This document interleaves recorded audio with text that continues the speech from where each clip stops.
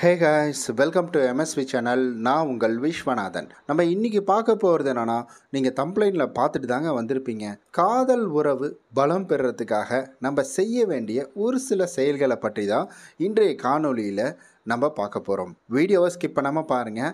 நீங்கள் இன்னும் நம்முடைய எம்எஸ்வி சேனலை சப்ஸ்கிரைப் பண்ணாமல் பார்த்துட்ருக்கீங்கன்னா மறக்காமல் சப்ஸ்கிரைப் பண்ணிவிட்டு பாருங்கள். அப்படியே கூட இருக்க பெல் பட்டனையும் ப்ரெஸ் பண்ணிக்கோங்க. அப்போ தான் நம்ம சேனலில் போடக்கூடிய வீடியோக்கான நோட்டிஃபிகேஷன் உங்களுக்கு வந்து சேரும். முதல்லலாம் பார்த்தீங்கன்னா, இந்த காதல் தோல்வி அப்படின்றது ரொம்ப ரொம்ப ஒரு அபூர்வமான ஒரு வார்த்தையாக இருக்கும். ஆனால் இப்போல்லாம் காதல் தோல்வி அப்படின்னு எடுத்துக்கிட்டிங்கன்னா, பிரேக்கப்பா அவனுக்கு எனக்கும், ஓ அப்படியா, அவங்க என்னோட எக்ஸ் அப்படின்ற அளவுக்கு வந்துட்டு சகஜமாக ஒரு வார்த்தை, மச்சான் ஒரு டீ குடிக்க போகலாம் அப்படின்னு சொல்கிற மாதிரி வந்துட்டு மாறிடுச்சுங்க. இதுக்கெல்லாம் காரணம் யார் அப்படின்னு கேட்டிங்கன்னா, நாம்பெல்லாம் கிடையாது. அதே போல் ஆப்போசிட்டில் இருக்கிறவங்களும் கிடையாது. அந்த ஜெண்டர் ஆணாக இருக்கட்டும் பெண்ணாக இருக்கட்டும், அவங்க யாருமே கிடையாது. முழுக்க இதற்கெல்லாம் காரணம் இவர்கள் தான். இப்போ இருக்கக்கூடிய கார்ப்பரேட்டட் கம்பெனிகள் தாங்க இதற்கு வந்துட்டு முழு காரணம். நம்ம சினிமாவை எடுத்துக்கிட்டாலும் சரி, அதுலேயும் இதற்கான காரணங்கள் அப்படின்றது இருக்குது. நம்ம கையில் வச்சுருக்கிற மொபைல் ஃபோன் அதை எடுத்துக்கிட்டாலும் அதுலேயும் காரணங்கள் இருக்குது. அப்போ நம்ம மேலே என்ன தப்பு அப்படின்னு கேட்டிங்கன்னா, அதை தான் இன்றைய வீடியோவில் நம்ம முழுமையாக பார்க்க போகிறோம். கண்டிப்பாக இந்த வீடியோ உங்களுடைய காதல் வாழ்க்கையை ரொம்ப ஸ்ட்ராங் படுத்துறதுக்கு ரொம்ப உதவிகரமாக இருக்குங்க. அதனால் வீடியோ ஸ்கிப் பண்ணாமல் பாருங்கள். நம்ம எம்எஸ்வி சேனலை சப்ஸ்கிரைப் பண்ணினா மறக்காமல் சப்ஸ்கிரைப் பண்ணிவிட்டு பாருங்கள். ஒரு 10 வருஷத்துக்கு முன்னாடி நீங்கள் எடுத்துக்கிட்டிங்கன்னா, ஸ்கூல் லீவ் விட்ட உடனே அல்லது ஸ்கூல்லேருந்து நம்ம வெளியில் வந்த உடனே, அதாவது 5 மணிக்கு வெளில வருவோம் பார்த்தீங்களா, நேராக விறுவிறுன்னு வீட்டுக்கு போவோம். பையை தூக்கி கடாசுவோம். ஏதாவது அம்மா சாப்பாடு செஞ்சு வச்சுருப்பாங்க. அந்த சாப்பாட்டை சாப்பிட்டுட்டு அப்படியே கடகடன்னு வந்துட்டு அசம்பிளி ஆகிடுவோம் ஒரு இடத்துல. அதாவது நமக்குன்னு ஒரு மளிகை கடையோ இல்லை வந்து நம்ம ஃப்ரெண்டு யாராவது ஒருத்தர் வந்துட்டு மளிகை கடை வச்சுருப்பாங்க. அந்த கடையில் வந்துட்டு முன்னாடி இருக்கிற திண்ணையில் கூட்டம் கூடுறதோ இது போன்ற நிகழ்வுகள் இருக்கும். அந்த கூட்டம் அப்படின்றது பார்த்திங்கன்னா நைட்டு 9 மணி வரைக்கும் போயிட்டு இருந்துச்சு. அதே போல் நம்ம கூடயும் சேர்ந்து நம்மளுடைய அப்பா அம்மாக்கள் வந்துட்டு அந்த தெருவில் உட்காந்து பேசுகிறதும் சரி, பக்கத்து வீட்டுக்காரங்கள்ட்ட பேசுகிறதும் சரி, எதிர்த்து வீட்டுக்காரங்கள்ட்ட பேசுகிறதும் சரி, இது போன்ற பேச்சுவார்த்தைகள் அந்த இடத்துல வந்துட்டு பண்ணிட்டு இருந்தாங்க. ஆனால் இப்போ அப்படி இருக்கா அப்படின்னு கேட்டிங்கன்னா கிடையவே கிடையாது. நீ ஸ்கூலை விட்டு வீட்டுக்கு வந்த உடனே நீ புக்கை எடுத்து வச்சு படிக்க ஆரம்பிச்சிடணும், அவ்வளவுதான். நீ வெளியில் போகவே கூடாது அப்படின்னு வந்துட்டு அந்த இடத்துல நம்மளுடைய சுதந்திரத்தை தடை பண்ணிட்டாங்க. இப்போ இந்த சுதந்திரம் தடைப்பட்டது எதனால்? நம்ம வந்துட்டு வெளியில் போனால் பிரச்சனை ஆகிடும், உனக்கு என்ன போர் அடிதா, நீ வீட்டுக்குள்ளேயே வந்துட்டு டிவி பாரு, செல்ல நோண்டு அப்படின்ற மாதிரி நிறையா விஷயங்கள் அப்படின்றது வந்து. அதுவும் குறிப்பாக சின்ன குழந்தை. நான் ஒரு ரிலேட்டிவ் வீட்டுக்கு போயிருந்தேன். அந்த ரிலேட்டிவ் வீட்டில் மொபைல் ஃபோன் யூஸ் பண்ணுறாங்க. மொபைல் ஃபோனை வந்துட்டு அவங்களுடைய குழந்தை வந்து பயங்கரமாக அடம் பிடிச்சிக்கிட்டே இருக்குது. எதுக்குன்னே தெரியல, அந்த குழந்தை அழுதுகிட்டே இருக்குது. ஒரே ஒரு நிமிஷம், அதாவது அந்த ஃபோனில் ஒரு வந்துட்டு கார்ட்டூன், அந்த ஃபேமஸாக இருக்கக்கூடிய ஒரு கார்ட்டூன் சேனல் தான். அந்த சேனலை போட்டு அந்த குழந்தைகிட்ட கொண்டு வந்து கொடுக்குறாங்க. ஒரு சுவிட்ச் ஆன் பண்ணால் டக்குன்னு எப்படி லைட் எரியுது, ஒரு சுவிட்ச் ஆஃப் பண்ணிவிட்டு எப்படி டக்குன்னு லைட் ஆஃப் ஆகுது, அந்த மாதிரி அந்த குழந்தை டக்குன்னு அந்த அழுகாட்சியை நிறுத்திட்டு அந்த ஃபோனை வாங்கி சிரிச்சுக்கிட்டே வந்துட்டு ஃபோனை வாங்கி பார்க்க ஆரம்பிச்சு. அப்போ எந்த அளவுக்கு நம்ம அடிமைத்தனமாக இருக்கிறோம் இது போன்ற வந்துட்டு தொழில்நுட்பங்களில் அப்படின்றத நம்ம தெரிஞ்சுக்கணும். அது நம்ம மேலே தான் தப்பு, அந்த குழந்தை மேலே தப்பு இல்லை. அழுக கொள்கிற அந்த குழந்தைக்கு எறும்பு கடிக்குதா இல்லை வயிறு வலிக்குதா அப்படின்றத நம்ம சரி பார்த்துருக்கணும். அதை நம்ம பார்க்கலாம். சரி, ஓகேங்க. இப்போ நம்ம உறவுகளுக்குள்ளே வரலாம். இது எங்கேருந்து ஸ்டார்ட் ஆகுது அப்படின்னு கேட்டிங்கன்னா, சின்ன வயசுலேருந்து ஸ்டார்ட் ஆகிடுது. இப்போ நிறைய படங்கள் எடுத்துக்கோங்க. நிறையா படங்கள் எப்படி காட்டுறாங்க, ஒரு உறவுகளை எப்படி காட்டுறாங்க. இப்போ அர்ஜுன் வர்மா ரெட்டியா சம்திங் ஏதோ ஒரு படம் ஒன்று வந்துச்சு. இவர் நடிச்சிருந்தார். நம்ம வந்துட்டு விக்ரமோட பையன் நடிச்சிருந்தார். அதே போல் வந்துட்டு தெலுங்கில் அந்த படம் பயங்கர ஹிட்டு. அர்ஜுன் ரெட்டின்னு சொல்லிட்டு அந்த படம் பயங்கர ஹிட்டு. ஏன் ஹிட்டு? அந்த படத்தில் வந்துட்டு அந்த ஹீரோ என்ன செய்கிறாரு, ஒரு சேவை செய்கிறாரா. இப்போ வந்துட்டு நம்ம இந்த படம் சிவகார்த்திகேயன் அவர்கள் நடித்த படம் வந்துட்டு ஹிட்டு. அந்த படம் நம்ம தேசத்துக்காக, நம்முடைய நாட்டுக்காக தன்னுடைய உயிரை தியாகம் பண்ணவருக்காக ஒரு படம் அப்படின்றது எடுத்திருந்தாங்க. அந்த படம் ரொம்ப வந்துட்டு உணர்வுபூர்வமாக இருந்தது. அது எல்லாருக்கும் பிடித்திருந்தது. அதுவும் இல்லாமல் உண்மை கதை அப்படின்றதுக்காக அது நம்ம எல்லாத்துக்குமே பிடிக்குது. அப்போ அந்த கதையை நம்ம தூக்கி வச்சு கொண்டாடுறதுல எந்த தவறும் கிடையாது.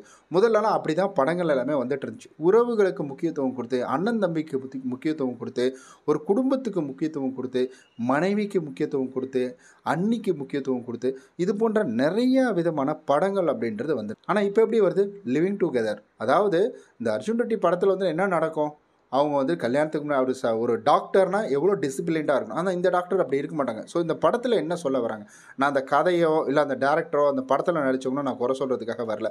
பட் இப்போ இருக்கிற வந்துட்டு நம்மளுடைய உலகம் இப்படி தான் இருக்குது. இப்போ ஒரு படம் புஷ்பா அப்படின்னு வந்துச்சு. நானும் பார்த்தேன் அந்த படத்தை. நல்லா இதில் பார்த்தேன் நான், அதாவது தேட்டரில் தான் போய் பார்த்தேன் நான். ஸோ அந்த படம் ரிலீஸ் ஆகிட்டு இருந்துச்சு. அந்த படம் வந்துட்டு என்ன படம், நாட்டுக்கு என்ன சொல்ல போகுது? ஸோ அந்த வன்முறையை கொடுக்கக்கூடிய ஒரு படம் நிறைய பேர் அதை வந்து விரும்புகிறாங்க. அப்போ மக்களுடைய மனம் குடும்பத்திலேருந்து அப்படியே திரும்புது.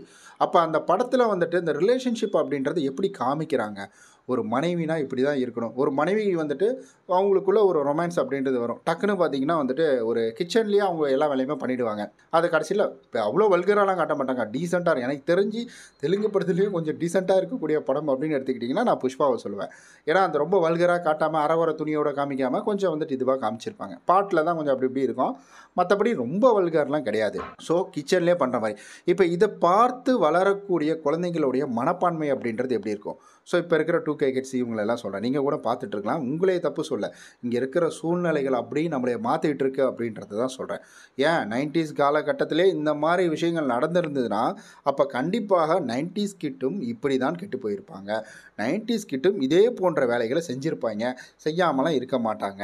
ஆனால் இன்னும் கொஞ்சம் அட்வான்ஸாக இப்போ இருக்கிற 2K கிட்ஸ்லாம் அதை உடனே உணர்ந்து அதிலிருந்து வெளியில் வந்துடுறாங்க. பட் 90s கிட்ஸ்லாம் பண்ணாத வேலைகளே கிடையாது. சரி, ஓகே, அதுக்குள்ளே நம்ம போக வேணாம். அப்போ நம்ம ஒரு உறவுகளை பார்க்கக்கூடிய கண்ணோட்டத்தை இந்த ஒரு சினிமா துறையாக இருக்கட்டும், இல்லை இந்த ஒரு உலகமாக இருக்கட்டும் மாற்றுது. இதை எப்படி மாற்றுதுன்னா, ஒரு மனைவினா நமக்கு வந்துட்டு ஒரு ஃபீல் ஆச்சுன்னா எங்கே வேணால் என்ன வேணால் பண்ணலாம் அப்படின்ற மாதிரி ஒரு உறவுகளை கொச்சைப்படுத்தும் வகையில் இருக்குது. அப்போ இதை பார்த்து வளரக்கூடியவன் அப்படி தான் வளர்றான். ஒரு காதலியை வந்து அலட்சியப்படுத்துகிறாங்க. அந்த காதலியை வந்து தேடி தேடி இவனை வரும், இவன் அலட்சியப்படுத்துவான். இதை பார்த்து நிறைய பேருடைய மனப்பான்மையும் மாறி இருக்கும். நான் அடித்து சொல்கிறேன், நீங்கள் பெண் இதை பார்த்துட்ருக்கீங்கன்னா உங்களுடைய லைஃப்பில் இது நடந்திருக்கலாம். உங்களுடைய காதலை உங்களை அலட்சியப்படுத்துறது, இல்லை உங்களுடைய வந்துட்டு காதலி உங்களை அலட்சியப்படுத்துறது, இது போன்ற நிகழ்வுகள். அப்போ இதுக்கு முன்னாடிலாம் பார்த்தீங்கன்னா வந்துட்டு வல்லவன் படத்தில் என்ன லவ் பண்ணுறியா, இதை பண்ணு அதை பண்ணுன்னு சொல்லிட்டு அதில் ஒரு டார்ச்சல் அப்படின்றது போயிட்டு இருந்தது. அதில் கூட ஒரு எக்ஸாம்பிள் கொண்டு வந்து வச்சுருப்பாங்க. அப்போ நீ இல்லையா, உன்னை தூக்கி அடைச்சிட்டு நான் வேற ஆளை பார்த்துட்டு போயிடுவேன் அப்படின்ற மாதிரி வந்துட்டு போயிடுவாங்க. அப்படி நான் வந்துட்டு ஒவ்வொரு படமாக சொல்லாமல் மொத்தமாகவே நான் சொல்லிடுறேன். நான் இந்த மாதிரி நம்மளை சுற்றி இருக்கக்கூடியது பார்க்கக்கூடியது எல்லாமே எப்படி இருக்குன்னா, நமக்கு வந்துட்டு மற்றவர்கள் உறவுகளை பெருசாக பார்க்காம உறவுகளை ஓ அவ்வளவுதானா, ஓ இதுதானா அப்படின்ற மாதிரி இருக்குது. முதல்ல தனி கொடுத்துனோமா அப்படின்னாலே நமக்கெல்லாம் வந்துட்டு தனி கொடுத்துனோமா அப்படின்னு யோசிப்போம். என்னப்பா கல்யாணம் ஆச்சு, எங்கள் வீடு பார்த்துருக்கீங்க, என்ன தனி கொடுத்தனம் தானே, தனி கொடுத்தனம் இல்லையா, என்னப்பா தனி கொடுத்தனம் இல்லைன்ற அப்படின்ற மாதிரி பேசுகிற மாதிரி ஆயிடுச்சு. இப்போ உங்கள் மேலே தப்பு இல்லை, உங்களை சுற்றி இருக்கக்கூடிய சூழ்நிலை தான். உங்களுடைய உறவு மேம்படணும் அப்படின்னா காதல் கைகூடணும், காதல் தோல்வி வரக்கூடாது. அப்படி உங்களுடைய காதலிக்கோ அல்லது உங்களுடைய காதலனுக்கோ உங்களுக்கு அவங்க மேலே முழுமையான நம்பிக்கை இருக்குது அப்படின்னா அந்த நம்பிக்கையோட உங்களுடைய வாழ்க்கையை மற்றவங்கள் பேச்சை கேட்காம நீங்கள் அப்படியே வந்துட்டு கொண்டு போங்க. ஒருவேளை அவங்க மேலே ஒரு சில விஷயங்களை உங்களுக்கு நம்பிக்கை இல்லைன்னா கூப்பிட்டு அதை பேசுகிறது பெட்ரு. அதை உங்களுடைய ஃப்ரெண்டுக்கிட்ட பேசுனீங்கன்னா, இப்போ மனிதரோட வார்த்தைகள் அப்படின்றது வசைப்பாடுறதுல ரொம்ப ரொம்ப வந்துட்டு இன்ட்ரெஸ்டிங்காக இருக்கும். அதாவது ஒரு விஷயத்தை எக்ஸ்ட்ரா கோர்த்து சொல்கிறதுல நம்ம ரொம்ப இன்ட்ரெஸ்டிங்காக இருப்போம். ஒரு விபத்து நடந்துருச்சுன்னா நான் வந்துட்டு ஃபஸ்ட்டு பார்க்க விட்றேன், அங்கே ஒரு விபத்து நான் வண்டியில் அவர் இடித்து கீழே விழுந்துருப்பார். ஆனால் இதை வெளியில் சொல்ல விட்றேன், ஐயோ அங்கே ஒரு ஆக்சிடென்ட் ஆகிடுச்சுப்பா, பயங்கர ஆக்சிடென்ட் ஆகிடுச்சு. அப்புறமேட்டு இன்னொரு காதுக்கு எப்படி போகும்னா, அங்கே விபத்து ஆகிடுச்சோம், ஐயோ பயங்கரமாக ஒரு குட்டிக்காரன்ச்செல்லாம் விழுந்துட்டாரான், அவர் வந்துட்டு ரத்தம் சரியான ரத்தம் போயிடுச்சோம் அப்படின்ற மாதிரி மிகைப்படுத்தி சொல்கிறதுல மனிதனுடைய இயல்பு அப்படின்றது அந்த இடத்துல இருக்குது. அதனால் மற்றவர்கள்கிட்ட நீங்கள் இதை பேசுனீங்கன்னா, ஓ அப்படியா என்ன சொல்கிறேன் இந்த மாதிரி, அப்போ கண்டிப்பாக அவன் இதை பண்ணியிருப்பான் அதை பண்ணியிருப்பான் அப்படின்னு சொல்லிட்டு அவர்கள் விருப்பத்திற்கும் அவர்களுக்கு பிடித்த மாதிரியும் அந்த கதையை கட்டி விட்டுருவாங்க. அதனால் உங்களுக்கு காதலன் மேலேயோ காதலி மேலேயோ ஒரு கேள்விகள் இருக்குது, ஒரு சந்தேகம் இருக்குது அப்படின்னா நேரடியாக அவங்கள்ட்ட பேசிவிட்டு சுமூகமாக அந்த உறவை நீங்கள் கொண்டு போகிறது ரொம்ப ரொம்ப நல்லது. இல்லை எனக்கு பிடிக்காது, இது ஒத்து வராது அப்படின்னா ரொம்ப சிம்பிள் தான்.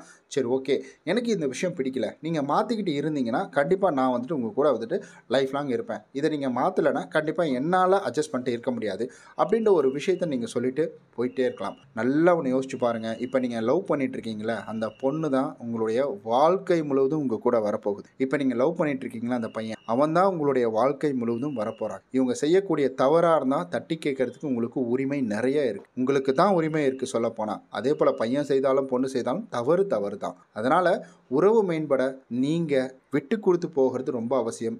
அவர்கள் தவறு செய்கிறாங்கன்னா தட்டி கேட்கறது அதை விட ரொம்ப ரொம்ப அவசியம். ஆனால் நம்பால் தானே, பரவாயில்ல விடு, சரி விடு, திருந்திடுவான், என்னப்பா பெருசாக தப்பு பண்ணிட்டான் அப்படின்ற மாதிரி கிடையாது. ரோட்டில் ஏதாவது சண்டை வந்தாலும் உன் மேலே தான் தப்பு, கம்முனு வா, சாரி கேட்டு வந்துரு, அவ்வளோதான், சிம்பிளாக முடிஞ்சிருச்சு. இதுபோல் உறவுகளில் விட்டு கொடுக்கும் தன்மை, உறவுகளுடைய முக்கியத்துவம், இதை நீங்கள் புரிஞ்சுக்கிட்டீங்கனாலே உங்களுடைய காதல் வாழ்க்கை, உங்களுடைய காதல் தோல்வி அப்படின்றது பார்த்திங்கன்னா உங்கள் பக்கம் வரவே வராது. ஸோ இதை தான் நான் உங்ககிட்ட பகிர்ந்துக்கணும்னு ஆசைப்பட்டேன், பகிர்ந்துக்கிட்டேன். நம்ம நாளைக்கு இது போல் நல்ல ஒரு சூப்பரான